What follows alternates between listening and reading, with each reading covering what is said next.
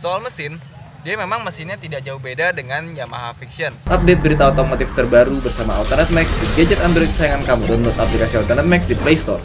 Cuma dia ada beberapa komponen yang diubah dan mapping ECU-nya juga berubah menyesuaikan dengan gigi yang bertambah 1 dari 5 speed menjadi 6 speed, dan dia punya kompensasi bobot yang lebih besar. Memang secara teknis motor ini memiliki tenaga yang lebih besar sedikit dibandingkan dengan Yamaha Vixion.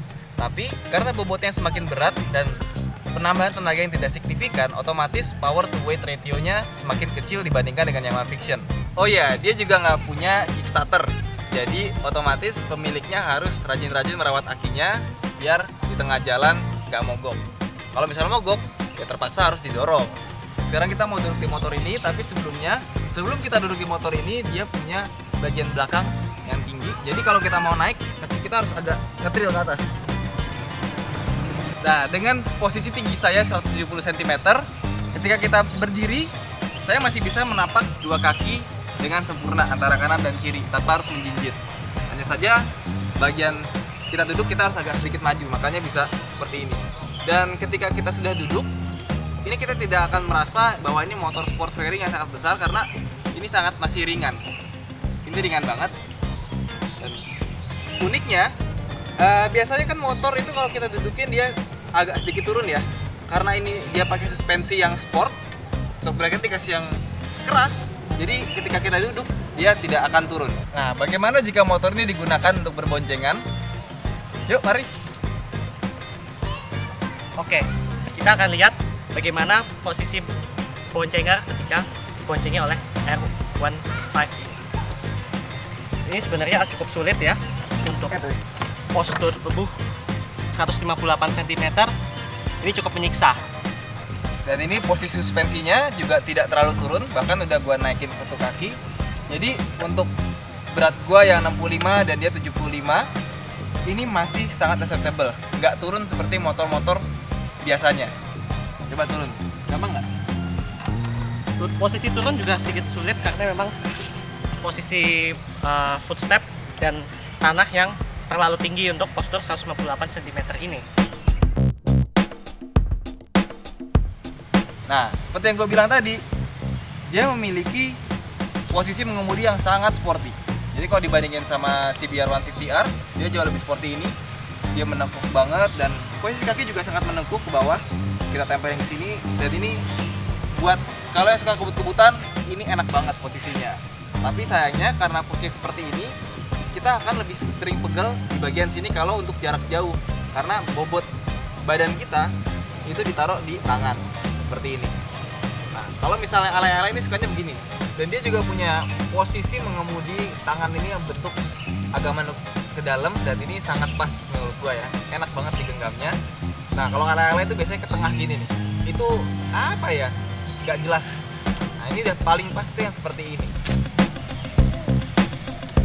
Nah, sekarang kita mau coba tes jalan motor ini ya.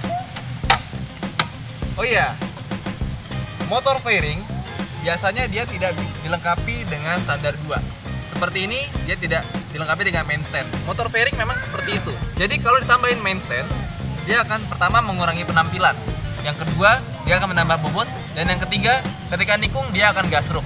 Nah, biasanya motor itu ketika nikung dia ada penanda bahwa ini limit motor lu rebahnya segini.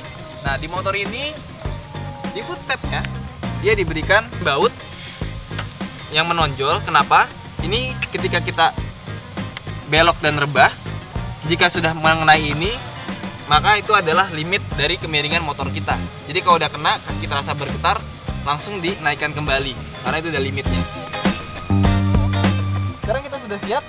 Yuk kita coba bagaimana berkendara dengan motor ini.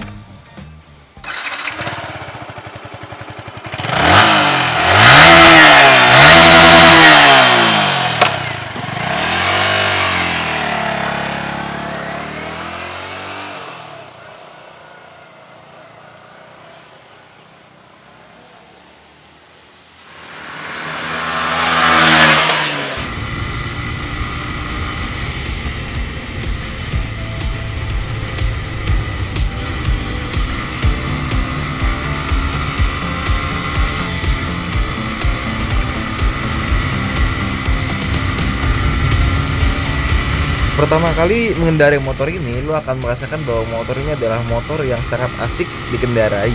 Terutama buat lo yang suka gaya-gaya ala balap gitu, lo akan mengendarai motor ini tuh bukan seperti lo mengendarai motor-motor lainnya yang lo harus membelokkan motor dengan tangan lo atau enggak dengan pundak lo. Tapi ini body lo langsung yang langsung bergerak. Kayaknya tuh motornya adalah bagian dari badan lo sendiri gitu.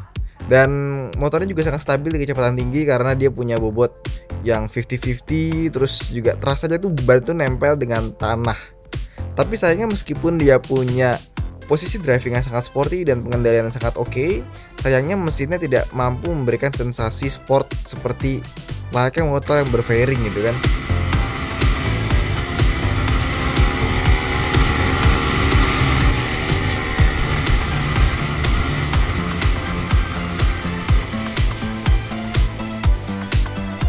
Tapi kalau kita bicara tentang performance mesin, sebetulnya ini mesinnya to be honest nggak lebih kencang dari Fiction, bahkan mungkin lebih pelan sedikit karena dia punya fairing yang berat dan ban yang lebih tebal. Jadi meskipun tampilannya garang, tapi ketika dibawa lari itu what a shame gitu, malu-maluin gitu. Tapi nggak masalah juga karena memang ini motor light sport 150cc, sekencang-kencangnya motor 150cc mau sekencang apa sih. Cuma sayangnya aja kenapa dengan rasa yang seperti ini tidak diberikan engine feel yang memaksa lo tuh buat lebih kencang lagi di motor ini. Tapi nggak masalah karena gue lebih suka yang kayak gini. Kenapa? Soalnya lebih aman. Jadi nggak ngajak lo buat kebut-kebutan di jalan raya. Tapi meskipun dia mesinnya sepertinya nggak ada perbedaan dengan Fiction, gue merasa mesin ini punya karakter berbeda. Kalau misalnya Fiction lebih terasa ringan di kecepatan bawah, bukan putaran bawah, di kecepatan bawah 80 km/jam ke bawah, motor ini justru lebih ringan di putaran 60 km/jam ke atas. Ini kecepatannya lebih gampang. Yang gue suka dari motor ini juga dia punya getaran mesin yang minim, dan ketika dibejek itu dia nggak teriak-teriak kayak ngajak kita untuk berlari lebih cepat lagi dengan motor ini gitu. Jadi di satu sisi dia punya pengendalian sporty tapi mesin yang kurang menurut gue sih.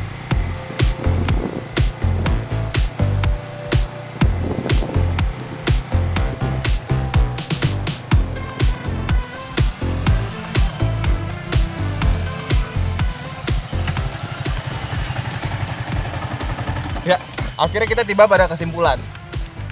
Nah, jadi setelah kita mencoba dan memperhatikan detailing motor ini, Yamaha R15 mungkin bisa gue bilang sebagai motor 150cc light sport paling murah, paling terjangkau, dan tentunya yang punya build quality dan desain yang paling oke untuk saat ini. Handlingnya juga oke dibandingkan dengan 150cc lainnya. Dan untuk Anda yang ingin masuk ke dunia R series, ya ini yang paling murah untuk saat ini, hanya 28 juta. Mungkin nanti akan naik ya.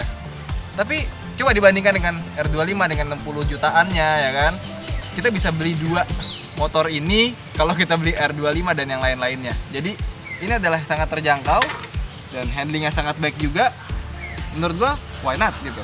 Hanya beda 5 juta dengan Fiction dan motor-motor yang tidak punya fairing lainnya. Oke, sampai situ saja. Jangan lupa untuk subscribe channel ini, like, komentar di bawah, like Facebook kita, dan follow Twitter kita. Dan kalau mau tanya-tanya seputar dunia otomotif, kita juga punya ASFM.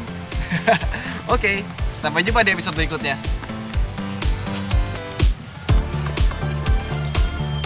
Punya pertanyaan seputar otomotif?